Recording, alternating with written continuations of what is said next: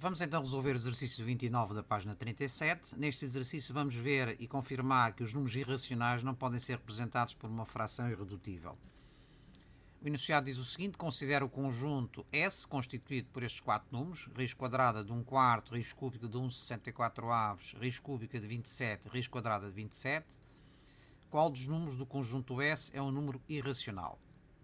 Antes disso, vamos então recordar que um número irracional é aquele que não pode ser representado por uma fração, isto é, uma divisão entre dois números inteiros. Temos aqui o conjunto dos números no conjunto dos números reais. O conjunto N é o conjunto dos números constituídos pelo número 0, 1, 2, por aí adiante. Portanto, é este conjunto azul. O conjunto Z, isto é, o conjunto dos números inteiros, é constituído pelos conjuntos dos números naturais, cá está à direita, e por todos os outros negativos à sua esquerda. O conjunto dos números fracionários ou racionais são os números que podem ser representados sob a forma de uma fração. No nosso caso, o conjunto dos números irracionais, que estão situados aqui nesta região entre esta linha laranja e a linha curva amarela, é o conjunto dos números irracionais. Temos aqui, por exemplo, raiz cúbica de 2, como vemos aqui é uma dízima infinita não periódica, raiz quadrada de 2, também uma dízima infinita não periódica, a constante π, que nós utilizamos para calcular a área de um círculo, por exemplo, πr ao quadrado, né? O π vale 3,14, nós utilizamos normalmente 3,14 ou 3,141, mas é uma dízima infinita não periódica.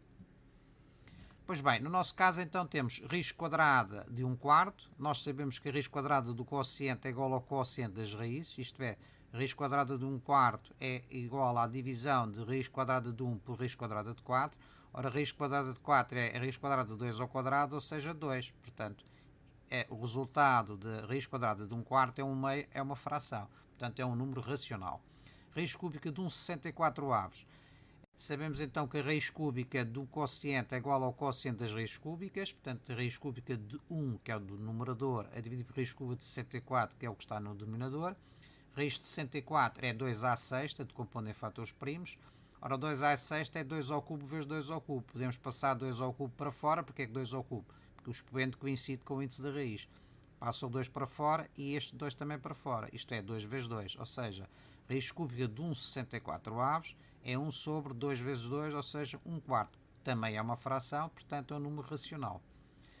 Em seguida temos raiz cúbica de 27, ora 27 é 3 ao cubo, portanto podemos simplificar o expoente desta potência com o índice da raiz, portanto passando o 3 ao cubo para fora como sendo 3, portanto fica raiz cúbica de 27 é igual a 3, ou seja, 3 sobre 1 é também uma fração, portanto é também um número racional. Finalmente temos o nosso quarto caso, que é a raiz quadrada de 27. Ora, 27 é 3 ao cubo. Como sabemos, 3 ao cubo é igual a 3 ao quadrado vezes 3 elevado a 1, porque temos um produto de potências com a mesma base e expoentes diferentes, dá-se a mesma base e soma os expoentes. 2 mais 1 vai dar 3. Sabemos então que raiz quadrada de 3 ao quadrado vezes 3 é igual ao produto das raízes, isto é, raiz quadrada de 3 ao quadrado vezes raiz quadrada de 3. Ora, este raiz quadrada de 3 ao quadrado simplifica com o índice da raiz, portanto fica 3. Aqui não podemos simplificar. Fica então 3 vezes raiz de 3, ou seja, 3 raiz de 3. Isto é um número irracional. É um número irracional porquê? Porque apesar de podermos representar sob a forma de uma fração, 3 raiz de 3 sobre 1, a fração no seu todo continua a ser um número irracional porque o numerador é um número irracional. E quando nós temos uma divisão entre um número irracional e um número racional, o resultado é um número irracional.